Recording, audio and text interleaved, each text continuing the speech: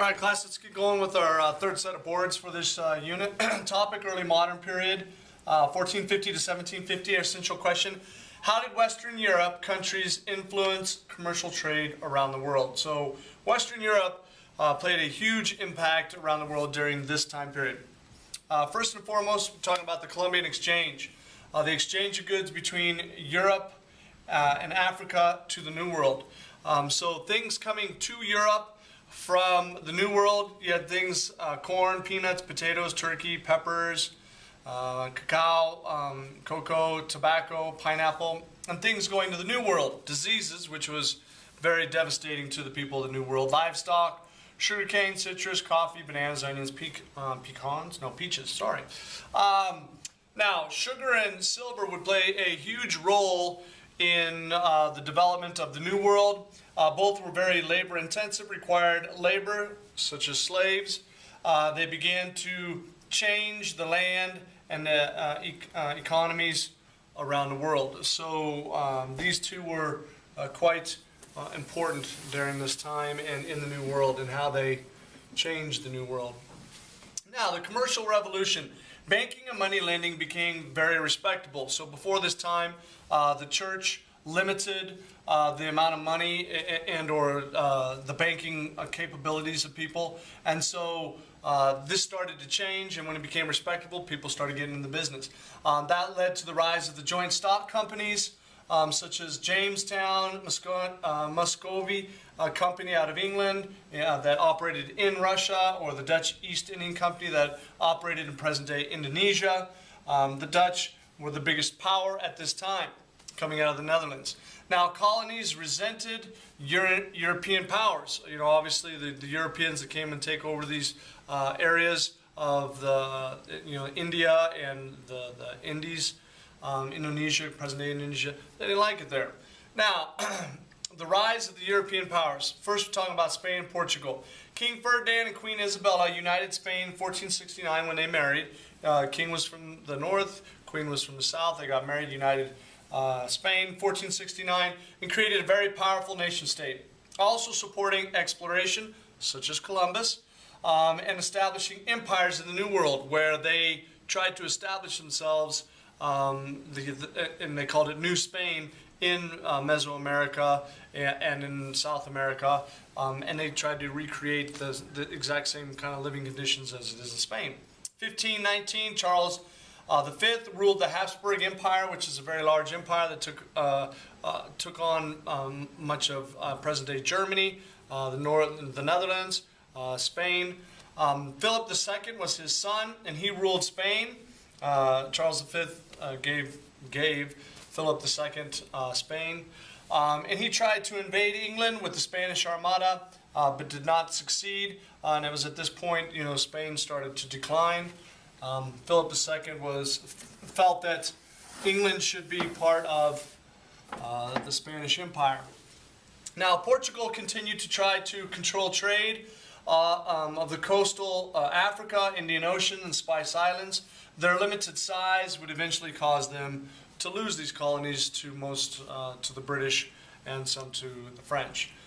Now, England during this time. England, you had the War of the Roses in 1485, where two different houses that had roses as logos were at odds with each other, so they had a battle. The Tudor family won. King Henry VIII would rule England after his father and his brother's death. King Henry VIII starts the Church of England. He's got 6 wives. Remember, we talked about this in class, and that led to the rise of the Church of England when he wanted to get a divorce from his first wife.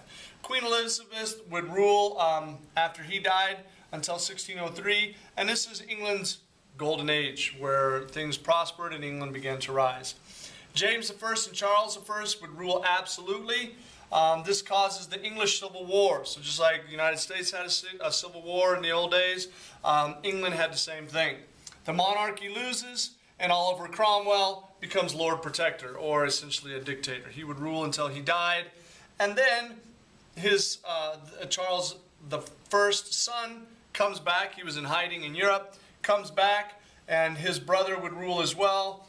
Came back but did not last long because of their absolute power once again.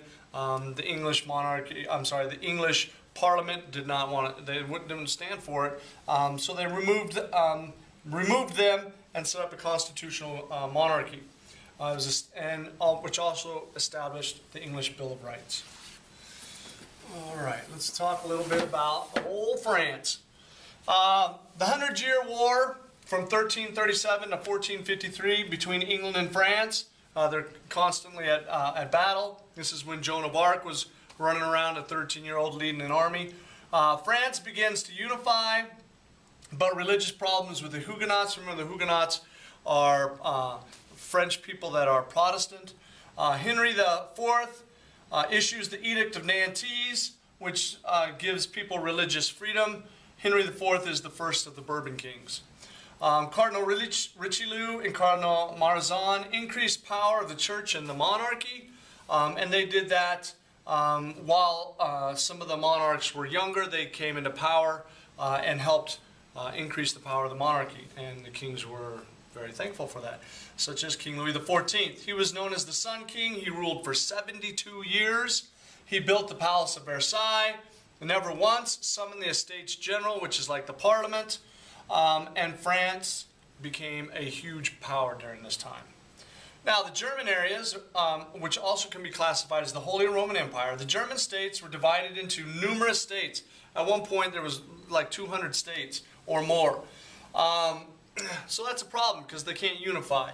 The south is mostly Catholic because they're closer to Italy and Rome, and the north is mostly Lutheran or Protestant. This caused a lot of problems, and one of the biggest problems was a time period where they had the 30 Years' War, where small kingdoms were fighting against larger kingdoms, and larger kingdoms started to dominate smaller kingdoms, and then the entire area and most of mainland Europe was fighting against each other. The 30 Years' War, 1618 to 1648, it was huge. In Germany alone, which is present-day Germany, more than 7 million people died during this time period. So it depopulated the area, threw the economies into turmoil. It was a very big deal. Upon the conclusion of this, you had the Peace of Westphalia in 1648. The Holy Roman Empire and the Habsburgs lost a lot of power.